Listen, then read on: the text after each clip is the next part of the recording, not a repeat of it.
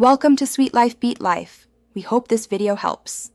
You'll begin by verifying essentials: Windows 10/11 or Mac OS with the Xbox app, updated Xbox firmware, and a stable network.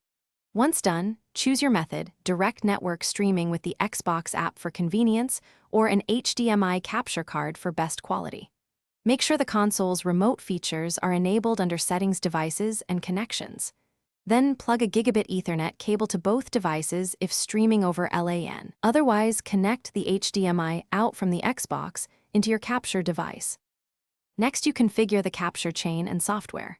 Install drivers for your HDMI capture card and open OBS or the Xbox app. Restart if required. Add the capture device as a video source. Set resolution and frame rate. 1080p/60 is a reliable target.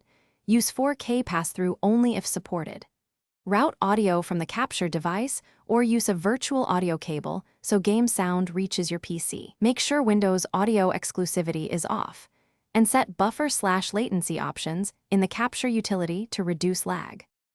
Finally, start a preview or recording and confirm clean video and synced audio. Check bitrate, encoder settings, and dropped frames in OBS or your capture app. Lower bitrate if bandwidth is limited. If you're streaming, set appropriate keyframe interval and encoder preset to balance CPU/GPU load. Save your scene collection and test a short recording. If something goes wrong, a primary troubleshooting tip: no signal usually means an HDMI handshake issue.